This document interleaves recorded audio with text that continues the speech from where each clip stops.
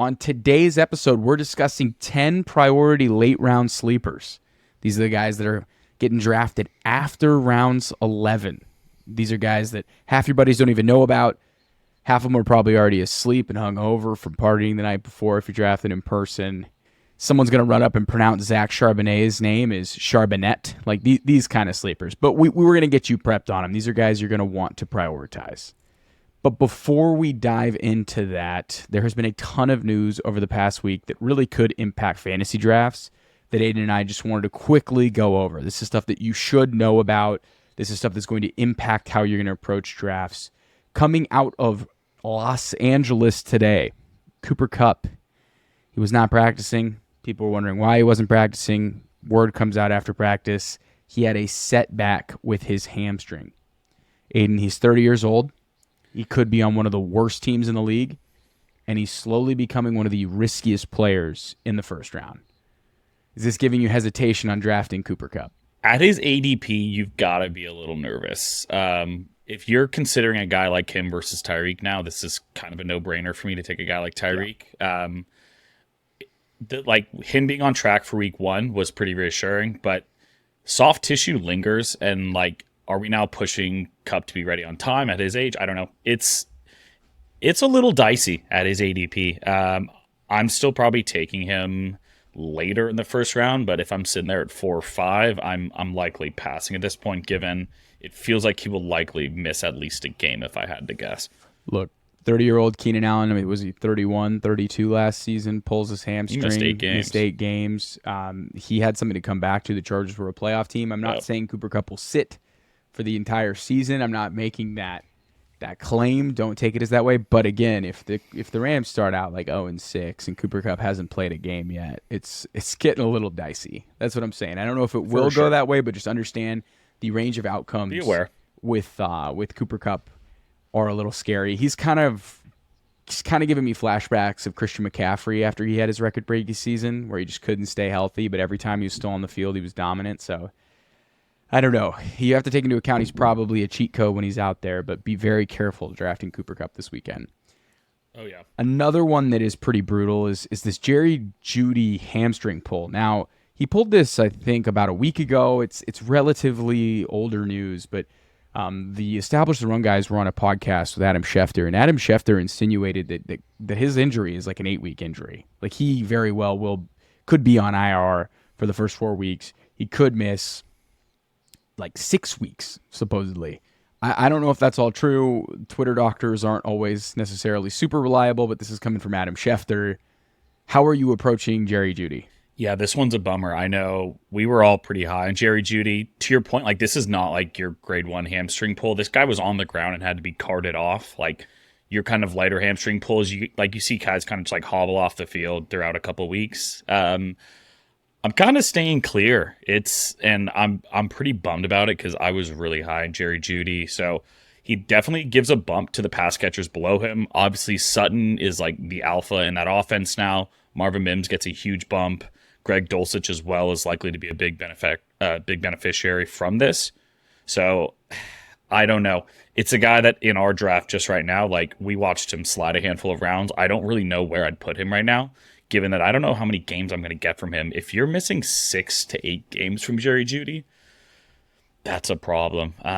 He's a nice IR stash if he really takes a slide, but I don't know. I'd kind of rather choose draft capital elsewhere. So I don't know. How are you handling Jerry Jeudy? Because I don't know what to do with him because I don't know what's going on with him. It's becoming a situation where his ADP is going to be quite attractive, but this is kind of been more of the same with Jerry Jeudy. He's struggled to stay healthy his whole career. It's the injuries. He's really struggled to stay on the field. I think he will be productive, but if you're looking up and Jerry Judy's falling to you in the 6th, 7th round, and you got an IR spot in your league, I would take him, put him in your IR. But if you're drafting him as your wide receiver 3, I would stay clear. He needs to be at least my 4, and at that point, I'm probably still waiting for him to be my 5. It's just I don't know. Hamstring injuries, they linger throughout the year. It sucks. It really sucks. It felt like everything was pointing up for a monster Jerry Jeudy season, and now it's crash and burn. So, but yeah, it's a bummer. Positive news, Josh Jacobs did quite well for himself. He didn't have to take a single snap during preseason. He has a new number from 28 to 8, and he is now $2 million richer with a guaranteed contract. So got a $2 million raise, and he had no leverage. So I obviously think that Josh Jacobs deserves more than what he's getting this year, but I think he did quite well for himself. He's going to get to practice with the team for a week or so. I'm curious to know what his football shape is or how they get him back on the field, but he's an easy round 2 running back for me now. I feel really confident about Jacobs. It seems like the vibes are fine. I know this sounds stupid, but he was coming into the training facility, huge smile on his face. He looked ready to play some football. So I know that's, again, not necessarily stat-heavy analysis here. I'm probably getting some eye rolls from our YouTube viewers, but it kind of feels like the vibes are a little bit up. There are obviously systemic issues with the Raiders offense. What does it look like? Is Jimmy G going to take a step down? There's no way he's going to see the volume that he saw last year, right? But maybe he does. Maybe they're just like, fuck it. He's on a 1-year deal. We didn't sign him to a contract extension. Let's win some games. He's our best player. So I think the range of outcomes are really solid, and I think if you go wide receiver in the first round, Josh Jacobs is a great pick. You missed out on the Tony Pollard gravy train. Go pick up Josh Jacobs. It probably won't be as electric, but it'll definitely be serviceable. If you drafted early and you were lucky enough to get him in the 3rd round, you were looking like an absolute just like profit right now. You're just like, yeah, I did that. Because to your point, like he's absolutely back in the 2nd round now. He even said there's no hard feelings. Like he's ready to go. Also switched to the number 8. Yeah. Super fast. He's back to his college number. Big time. No, I'm definitely back in on Josh Jacobs. It feels like this is one of the running backs where it actually paid off this offseason. So good for Josh Jacobs. I'm for sure back. If you're at the beginning of your draft, and like you said, like you start with like a JJ or a Jamar Chase, getting Josh Jacobs on the way back with maybe another wide receiver feels like an awesome start in your draft this year. Yeah, I definitely think he's in play as an anchor RB. I definitely think that's a solid strategy. Sure. And a cheaper one, too. And a cheaper definitely. one. And again, do not sleep on the season he had last year. Truly remarkable season. His entire last 4 years, man, he's been prolific. Pretty steady Eddie, and no one really gives a shit. Speaking about someone who we weren't really giving a shit about, but the Vikings clearly give a shit about, is TJ Hockenson. He just signed a 4-year, $68 million extension, making him one of the highest paid players at his position as a tight end. This really indicates he's going to be a big part of their offense. There's no other way to put this, right? They're going to run a lot of two-tight end sets. He might even play some slot. He's going to be a big part of what the Vikings are doing in their passing attack. For sure. I think he's the highest paid tight end now, isn't he? He reset the market. I'm pretty sure. I think it was 17 and some change, which just edges out Darren Waller's contract. So This wasn't just like a little baby bump. This was... He reset the market. Yeah, he now out-earns every running back in the NFL, probably a handful of elite wide receivers. So, yeah, to your point, you don't shell out that kind of money for a guy that is not going to be featured. I know people will go back and forth on who's like the true number 2 in that offense. Is it Hawk or is it J.A.? I don't think it matters. I think they're both going to get a ton, but this definitely indicates like Hockenson's not going anywhere. So, really good sign for him. Probably gives him a bit of bump in drafts, just given he's got that security now. I mean, they traded a 1st-round pick for him and then gave him $17 million. I think he probably is going to be the second like target earner in this offense, which sounds crazy. Yeah, I'm okay with that. More craziness, Jim Irsay in the Indianapolis Colts. Don't really want to relive too much of this saga, but Jim Irsay is the crazy dynasty manager that you might try and make trades with that asks for ridiculous returns. He is not going to the Dolphins. He is not going to the Packers, which was a random mystery team. I would not have had that on my bingo card. He's staying put, and because he's staying put, he's going to stay on the IR for 4 additional weeks. Absolutely worst case situation for any JT drafter. I don't have him on my board. I'm not drafting him. It's cool. If I miss out on him, I'm good. No. I'm good. Yeah, I'm not doing it.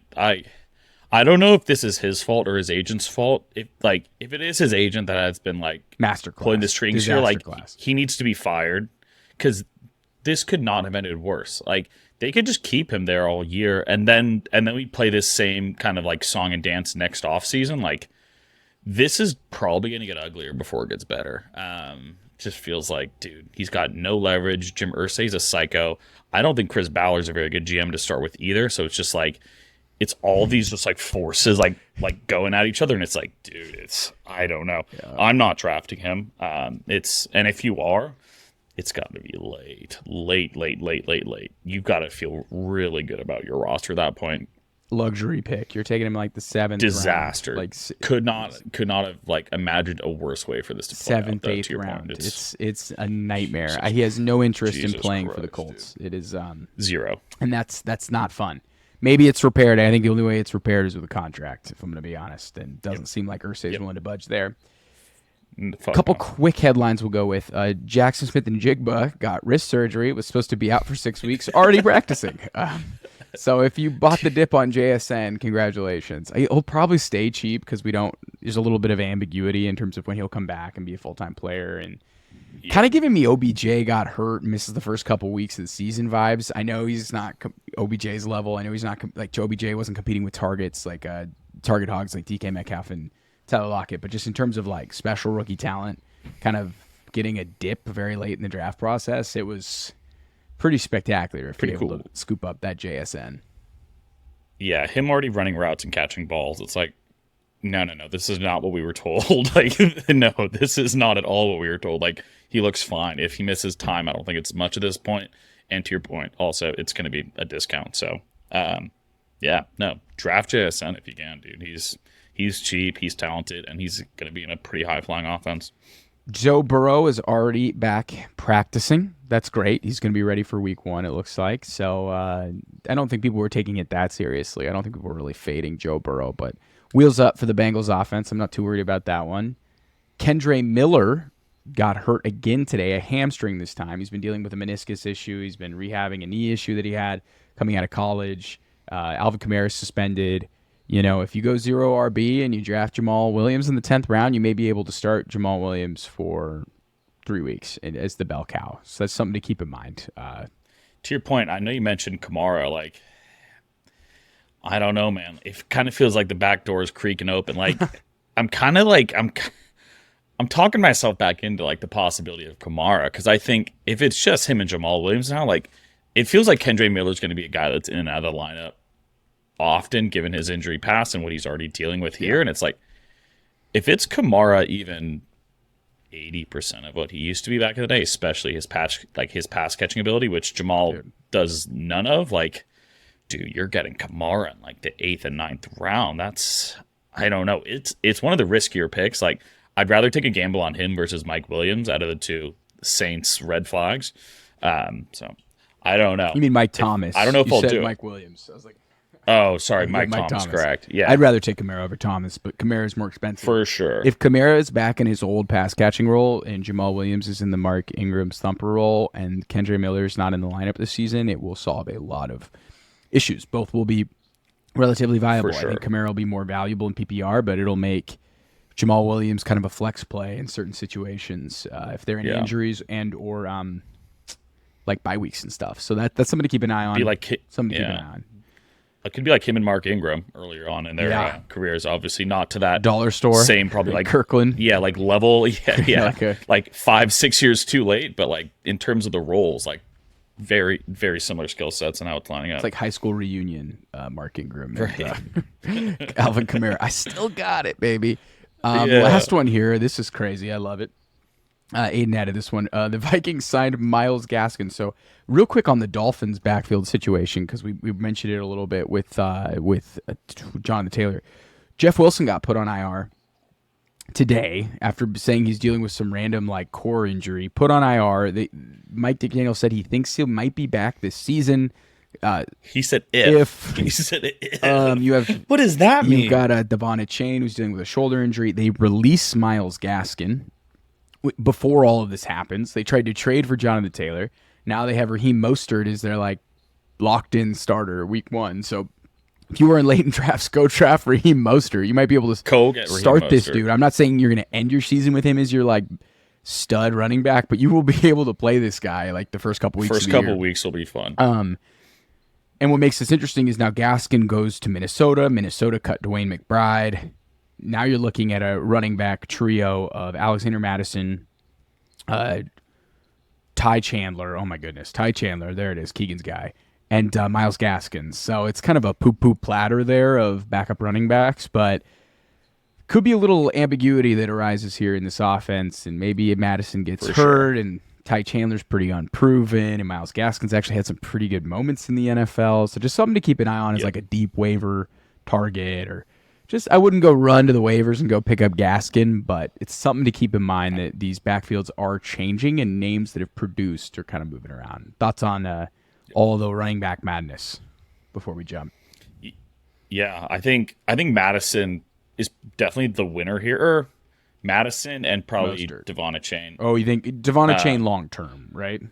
Long. Because I think Madison, I think all offseason, like we were kind of expecting a bigger signing. Like him avoiding a guy like Kareem Hunt or like Leonard Fournette in his backfield, I think is a big win for him, because all signs kind of point to him being like a volume guy pretty early on. And if he produces, could have a Dalvin Cook type role where like he is like the primary ball carrier.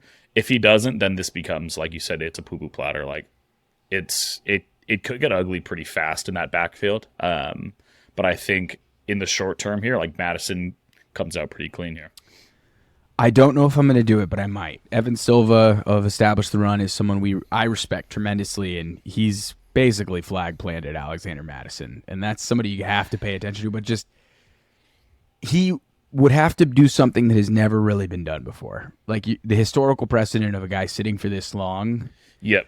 I've heard a good theory though that we now live in this world where running back contracts aren't really that valued, committees, etc. So if there was ever to be an unprecedented situation where a guy sits for a while and then gets an opportunity, it's in this environment where running backs aren't valued. Kind of interesting theory on it, but we'll see how that breaks. But yeah, I can't talk into it. It's kind of been a mega fade for me, but it sucks that Silva is on it because I'm like, I don't know. Ooh, we might be expecting some capitulation later in the season. I'll wear it if I have to.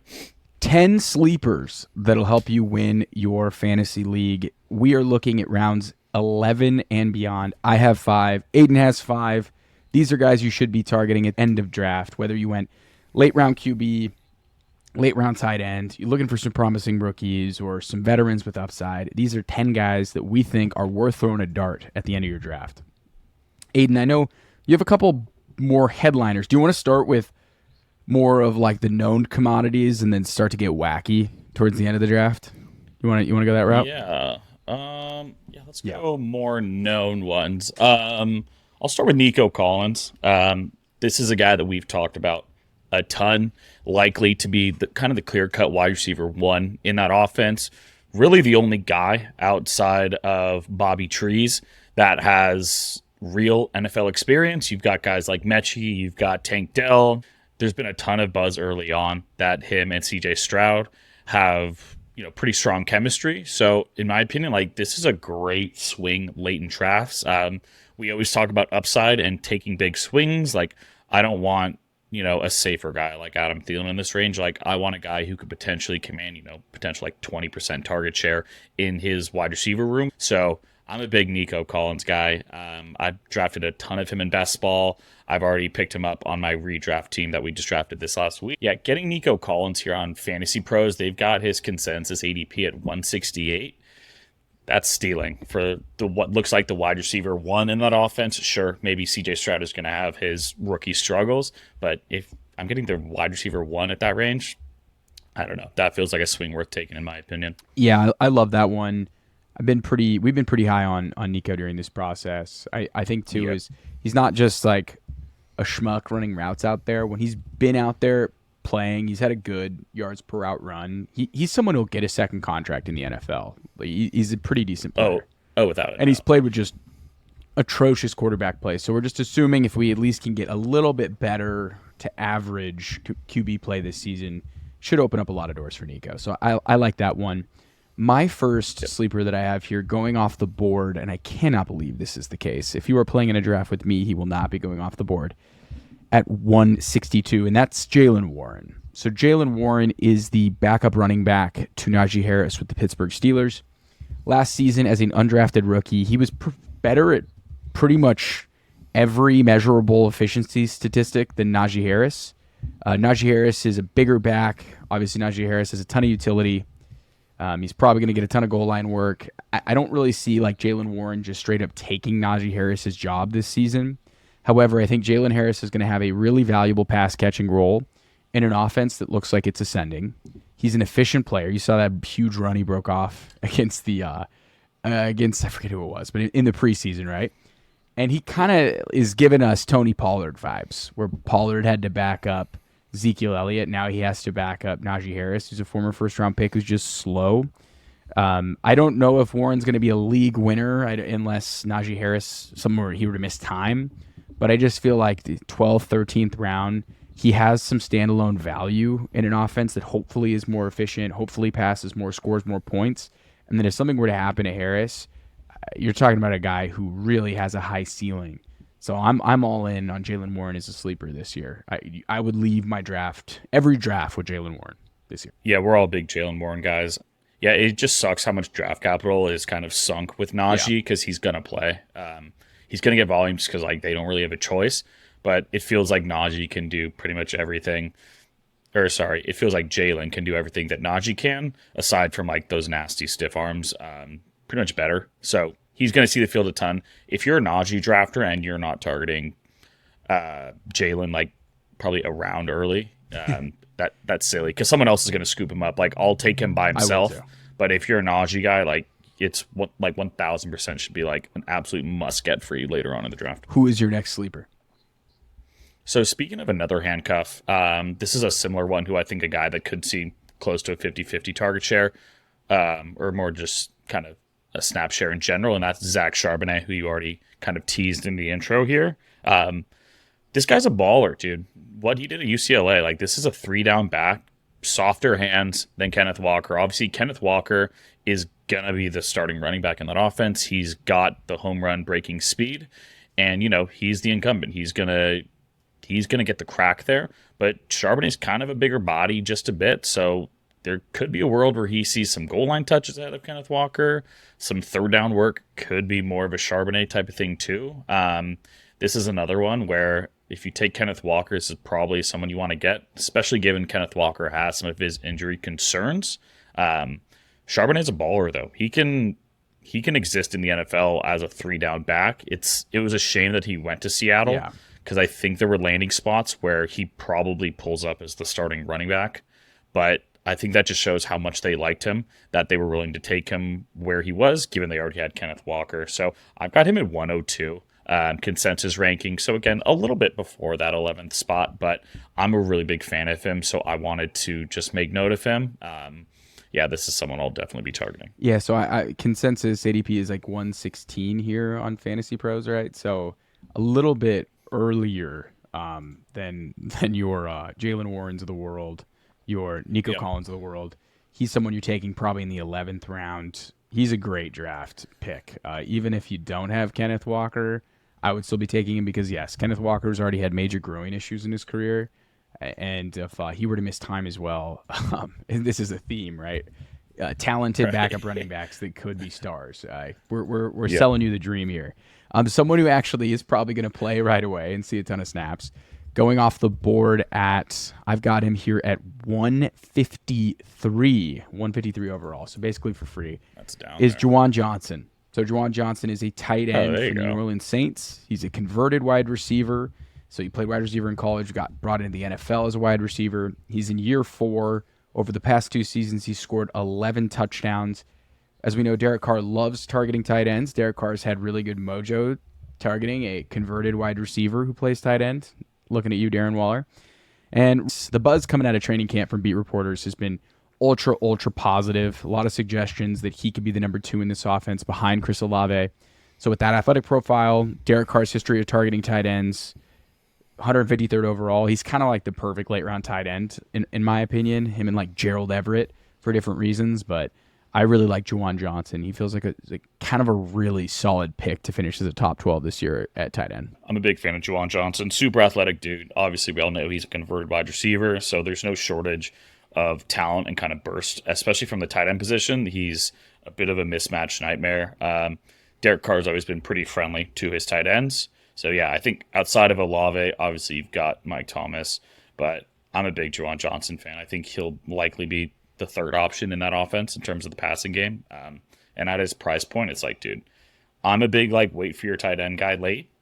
This is a guy that I'm targeting. Yeah, guys like him, guys like Gerald Everett. I'm waiting late, and I'm pretty happy with them. Who is your next sleeper you got here, Aidan? So I think we need to go with a quarterback here. We've talked about a lot of the really sexy names. We already know who we're targeting early, maybe even some of those later ones. But I think this is a guy who the secret's kind of gotten out, especially given his last preseason performance, and that's Sam Howell.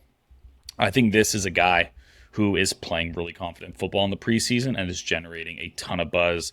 Not to mention, he's got a pretty sneaky wide receiver core in Terry, Dotson, and Curtis Samuel. Nice dual-headed monster in the backfield, and a good defense. So, like, there's things in place for Sam Howell to be a good NFL quarterback. Not to mention, Eric Bieniemy has been very effective in the NFL in getting the most out of his quarterbacks. So Sam Howell's a guy that produced in college. It's not like he's some, D2, like small conference quarterback. He produced at the ACC level. He absolutely lit it up at North Carolina.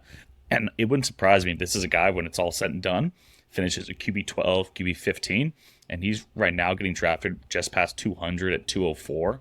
So if you've already got an elite QB, or maybe you wait towards Superflex too, like some of those, Superflex, I'm absolutely targeting Sam Howell. I'm a big fan of Sam. I think, the secret's gotten out on him a bit, but he's still stupid cheap. So he's someone I'm targeting as my QB2, without a doubt. There are more quarterbacks starting from the 2022 draft, which was labeled a terrible draft for quarterbacks, than the 2021 draft, which was the all-time draft of Trey Lance, Trevor Lawrence, Zach Wilson. Is that right? Yeah, and Justin Fields and Mac Jones.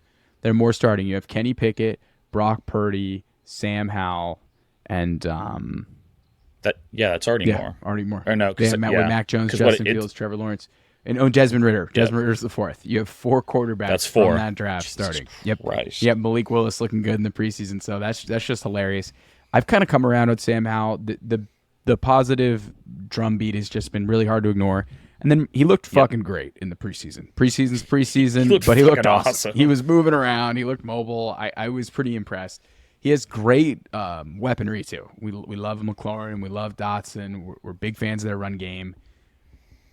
The offensive line might be kind of an issue, but we'll see. I think Sam Howell is a good sleeper. Where is Sam Howell? Where can you draft him right now? What's his ADP? I've got him at 204. 204.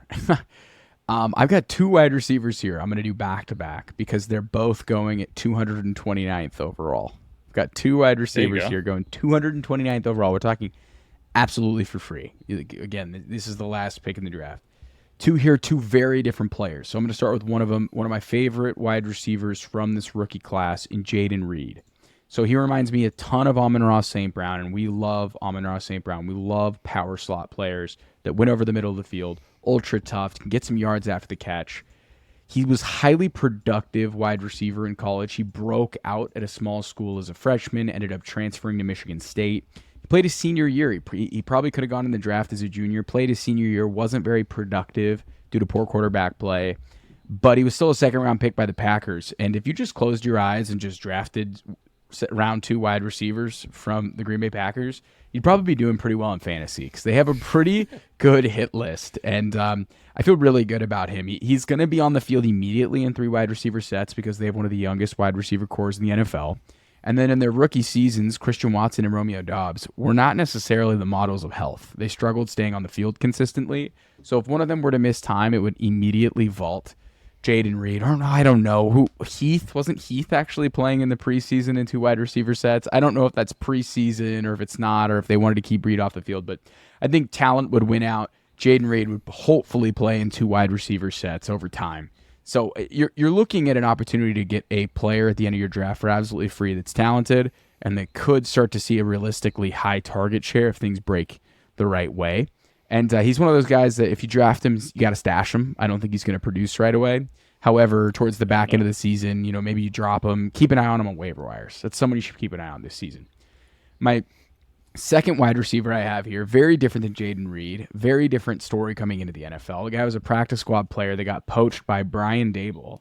He ends up on the New York Giants, and he's then all of a sudden their ex-wide receiver and an offense that explodes in the second half of the season under Daniel Jones. Going 229th overall is Isaiah Hodgins. From weeks 13 to 17 last season, Hodgins averaged 15 fantasy points per game. Like legitimate flex play. He was like a top 24 flex play from weeks 13 to 17 in the playoffs. He's going to stay in 3 wide receiver sets. He's not going anywhere. He's the starting X. We all know Darren Waller. The offense is going to run through him and Saquon Barkley, okay? And they're probably going to be 1 and 2 in targets, respectively, in this team. However, Hodgins is going to be running a ton of routes. He showed real rapport with Daniel Jones, was fantastic in that playoff game against the Minnesota Vikings.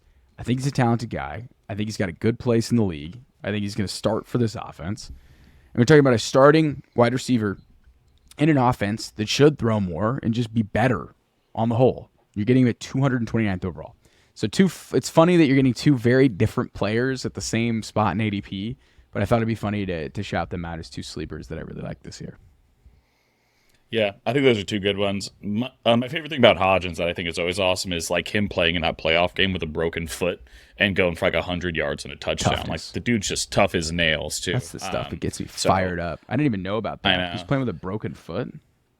It was fucking awesome, dude. His foot was like black and blue when it was gnarly after the game. But I like both of those guys. I think they're likely stash plays. I don't know which one has a clearer path. I want to say Reed, just given that there's kind of less cooks in the kitchen in that wide receiver room. But Hodgins has already done it. And, it's the NFL. Like the guys who have already done it typically get rewarded. So we'll see. Those are 2 guys that may not even get drafted. 229. If they do, they're going to be late, especially like you've got a couple extra bench spots, but those should be guys that are on your watch list that, are potential, high priority waiver wire targets.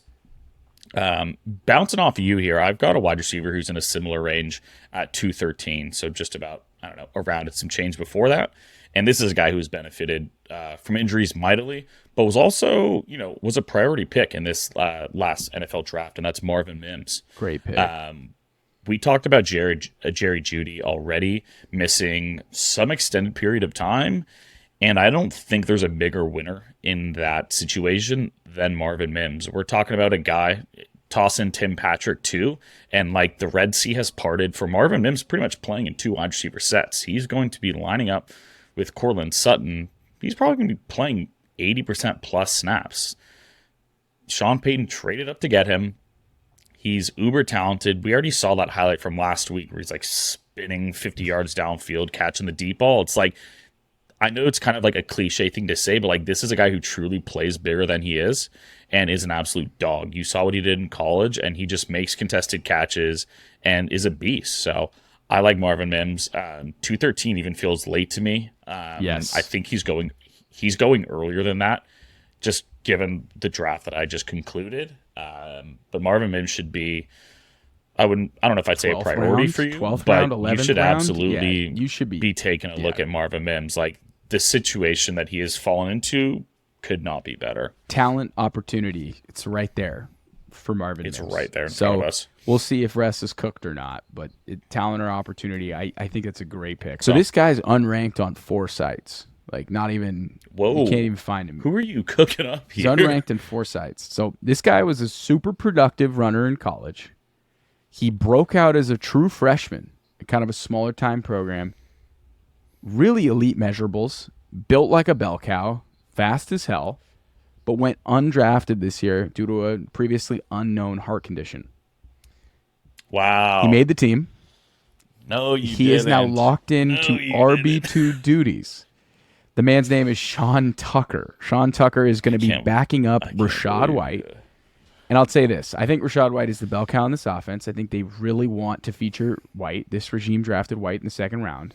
I think it's White's time to shine. If you follow this episode, if you follow this channel or you listen to this podcast, you know I'm drafting a ton of Rachaad White.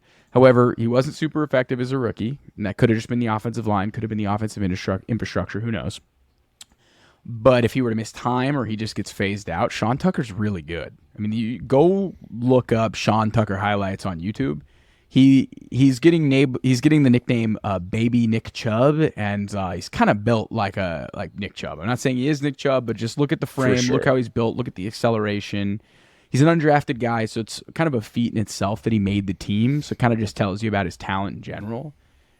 We hear of an undrafted free agent every 3, 4, or 5 years that does something. Ty Chandler's probably going to be more impactful for your team as a handcuff to Alexander Mattison, right? But Sean Tucker is like truly a dart throw that is deep as hell. Like we're talking deep sleep. We're talking. It's deep. It's from the park. We're talking about 10 beer nap. You drank 10 beers. You played some beer diet. You are out cold. Like that kind of nap. He's good though, man. He's just like a kind of no nonsense north and south runner. Like his tape, it was really just the the physicals that scared people, which rightfully so. Like the condition was a bright red flag, like as bright as it gets. But yeah, to your point, it's like there's kind of no one else behind Rachaad White. There might be someone there that I'm not aware of, but in terms of like who we expect to actually get meaningful touches in that offense, it's pretty much these two guys. So that's a great one, especially you being a Rachaad White truther. That was just you gotta understand the pros and cons, and it's good to be aware. Yeah, it's a good sleeper. I mean, again, Ty Chandler probably more impactful sleeper. Keep an eye on Ty Chandler, someone to pick up. The guy backing up Alexander Mattison. But deep pick. Like you put his sticker on the board, your friend. He probably doesn't have a sticker. You have to write in Tucker. I'm guessing. That's probably a write-in sticker for sure. All right, bring us home for your last sleeper here. Cool. So this one's not quite as deep, but this is a rookie as well, not undrafted, and that is none other than Tank Bigsby. We've highlighted him throughout the last couple of weeks, as I know we've picked him up on a couple of drafts and in our draft strategies. If you're an ETN drafter, like similar to some of these other ones, like this needs to be a priority ad for you. Has absolutely flashed in the preseason. It felt like a guy who kind of flashed in college to a degree, but like wasn't in that great of a kind of situation. It just felt like there was a lot more out of him that we weren't seeing, and we're kind of already seeing that in the preseason now that he's got a much better situation. So Tank Bigsby's legit. He can catch passes. He can bruise at the goal line. This is another guy who, if he goes somewhere else, probably has potential to be like a 3-down back, given his size and skill set. And him and ETN next to each other are going to be a pretty awesome backfield, in my opinion. I think both of them have really unique skill sets that are going to lead to a pretty exciting offense there in Jacksonville. So, yeah, Tank Bigsby. He also gets a boost for the name alone because Tank Bigsby, dude, awesome name. So he's going right around 170. Get him a little later in drafts. He's definitely someone in the final rounds who I'd be grabbing if you can, whether you have ETN or not. I'm trying to grab him. I think ETN is going to be the unquestioned lead back to start the season. Over the course of the season, it may transition into more of a committee. I still am a big believer in ETN, but Bigsby kind of screams lottery ticket with contingent value. Contingency value. For sure. But that's it for our sleepers. We've gone through a bunch of headlines that are super relevant to fantasy football. We've gone through 10 sleepers. My 5 sleepers again: Jaylen Warren, Jayden Reed, Juwan Johnson, Isaiah Hodgins, Sean Tucker. Aidan, you had Marvin Mims. You had Sam Howell, Tank Bigsby. Who did I miss? Zach Charbonnet and Nico Collins. Okay. I went a little bit deeper. Aidan, we have a wide variety. I went a little more chalk on some of mine. We went a little more wide variety here at sleepers. Again, guys I didn't call out that I like Ty Chandler, running back, Minnesota. Jake Ferguson, tight end, Cowboys. Year 2 guy. Could be interesting. Okay. If you went late round tight end. And, of course, the rookie tight ends, Luke Musgrave with the Green Bay Packers, Sam Laporta with the Detroit Lions. Check them out, too. But I think Juwan Johnson is getting slept on, so I wanted to feature him. Yep. Before we get out of here, Aidan, anything to say to the listeners? 7 days, and we are there. Hang in there. We are so close to real NFL football. So, we're right there. Yes, and if you haven't subscribed yet, you know what to do. Hit the button, like the video. We're going to be posting content all off season. Hop on, join the mean team. You will not regret it. Until next time, everybody.